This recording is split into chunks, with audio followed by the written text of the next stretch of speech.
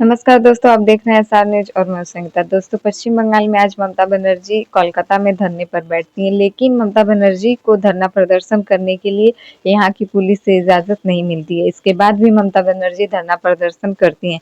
ममता बनर्जी ने साफ साफ कह दिया कोलकाता पुलिस को कि उनको भले अनुमति नहीं दी जाएगी, लेकिन वह धरना प्रदर्शन जरूर करेंगी। ममता बनर्जी कोलकाता में हुए जो भी सभी हॉकरों को सड़क के किनारे से सभी गरीब हॉकरों को हटाया गया, उनको बिना किसी दूसरे जगह शिफ्ट किए। और वही टीएमसी के सांसद जो अभिषेक बनर्जी थे, जिन पर कि बीते शनिवार को हमला हुआ था सोनारपुर में, उन्हें अंडे और पत्थर फेंके गए थे, इसके खिलाफ भी। और वही टीएमसी के एक सांसद जो कि कल्याण बनर्जी के ऊपर भी हमला हुआ था, इन सभी के खिलाफ ममता बनर्जी सड़कों पर उतरना चाहती थी। जब उन्होंने कोलकाता पुलिस से इसकी परमिशन मांगी तो कोलकाता पुलिस ने साफ साफ इनकार कर दिया। लेकिन इसके बावजूद ममता बनर्जी, जो कि रानी रास रोड पर, कोलकाता में एक सड़क है रानी रास रोड, वहां पर ममता बनर्जी धरना प्रदर्शन करना चाहती थी। 10 घंटे की अनुमति उन्होंने कोलकाता पुलिस से तय की थी, लेकिन कोलकाता पुलिस साफ साफ इनकार कर देती है। यहाँ तक कि उनके प्रदर्शन के लिए वहां पर जितने भी इंतजाम किए गए थे उनके इस कार्यक्रम के लिए, उन सभी को तहस नहस कर दिया गया। कोलकाता पुलिस द्वारा सभी सामानों को हटा दिया गया। इसके बाद भी ममता बनर्जी दूसरे जगहों पर धरना प्रदर्शन करती हैं। कोलकाता पुलिस ने केवल 2 घंटे का वक्त दिया था ममता बनर्जी को धरना प्रदर्शन करने के लिए। ममता बनर्जी ने अपना धरना प्रदर्शन जारी रखा और इससे उन्होंने साफ साबित कर दिया कि वह भले सत्ता में रहे या फिर सत्ता से बाहर, लेकिन वह पश्चिम बंगाल की जनता की आवाज उठाती रहेंगी।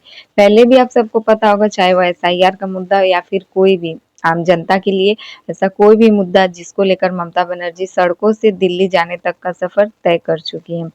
एक बार फिर से ममता बनर्जी ने पश्चिम बंगाल की जनता का ही आवाज उठाने का काम किया है और अपने सभी सांसदों पर हुए हमला, सत्ता में आने के कुछ दिन के बाद से जो भारतीय जनता पार्टी यहाँ पर हिंसा फैला रही है पश्चिम बंगाल में, गरीब लोगों के घर पर, गरीब लोगों के दुकानों पर, जो भी सड़क के किनारे आम पब्लिक है, उन सभी के दुकानों को तहस-नहस कर दिया जा रहा है। पश्चिम बंगाल में हिंसा फैलाया जा रहा है। बंगाल की सत्ता में आए हुए बीजेपी को अभी महज 1 महीना भी नहीं हुआ और बंगाल में पूरी तरीके से हिंसा फैला दिया गया है। ममता बनर्जी ने इस धरना प्रदर्शन में सीधे-सीधे भारतीय जनता पार्टी पर निशाना साधा है। उन्होंने कहा कि बीजेपी टीएमसी को तोड़ना चाहती है, जिसके लिए अब भारतीय जनता पार्टी पुलिस का सहारा ले रही है। भारतीय जनता पार्टी पर आरोप लगाते हुए ममता बनर्जी ने कहा कि पुलिस जो पहले से ही हमारे पार्टी के सभी विधायकों को कॉल कर कर धमकाने का काम करती थी, जिससे कि वह पार्टी की गतिविधियों से दूर रहे। इसीलिए सभी विधायक जो है वो अब हमारे पार्टी से बाहर जा रहे हैं, टीएमसी पार्टी को छोड़कर उनके पार्टी के संपर्क में आ रहे हैं, यानी कि भारतीय जनता पार्टी के संपर्क में आ रहे हैं टीएमसी के कुछ विधायक। अभी बीते शनिवार को जब ममता बनर्जी ने अपने आवास पर एक कार्यक्रम रखा था, इसमें भी ममता बनर्जी के 80 विधायकों में से करीब 20 विधायक ही उस कार्यक्रम में मौजूद होते हैं, यानी कि 60 विधायक उस कार्यक्रम में अनुपस्थित रहते हैं। ममता बनर्जी भारतीय जनता पार्टी पर यह आरोप लगा दे रही हैं कि वह जानबूझकर टीएमसी को तोड़ना चाहती है, जिसके साथ अब यह देखा जा रहा है कि क्या भारतीय जनता पार्टी सच में पश्चिम बंगाल में सत्ता में आते यहाँ पर हिंसा फैला रही है। यहाँ की गरीब लोगों जो कि सड़क के किनारे अपना दुकान लगाकर अपनी रोटी रोजगार चला रहे हैं, क्या सच में वो उनको बर्बाद करना चाहती है? क्या भारतीय जनता पार्टी सभी लोगों को बिना जगह दिए ही उनके घरों को तोड़कर उनको सड़क तक ला दे रही है? भारतीय जनता पार्टी पर ममता बनर्जी ने कई गहरे मुद्दे उठाए कि आखिरकार बंगाल में ऐसा क्यों हो रहा है। वहीं जो टीएमसी के सांसद अभिषेक बनर्जी पर हमला हुआ, पत्थर अंडे तक फेंके गए, इस पर भी ममता बनर्जी ने ये साफ साफ साबित कर दिया कि इसके पीछे भी भारतीय जनता पार्टी की सुनियोजित साजिश बताया है। क्या ममता बनर्जी का भारतीय जनता पार्टी पर लगाया गया आरोप सही है? क्या ममता बनर्जी इस धरना प्रदर्शन के जरिए यह दिखाना चाहती हैं कि भले 15 साल से यहाँ पर सत्ता में रहने के बावजूद उनको भारतीय जनता पार्टी ने इस बार विधानसभा के चुनाव में हराकर सत्ता से बाहर कर दिया, लेकिन वह अभी भी बंगाल की जनता के लिए आवाज उठाती रहेंगी। ममता बनर्जी ने इस धरना प्रदर्शन से यह साबित कर दिया कि वह सत्ता से बाहर रहने के बावजूद भी वह कमजोर नहीं है। बीजेपी उनके पार्टी को भले तोड़ना चाहती है, लेकिन उन्होंने कहा कि इससे उनकी पार्टी टूटकर भी और ज्यादा मजबूत बन रही है।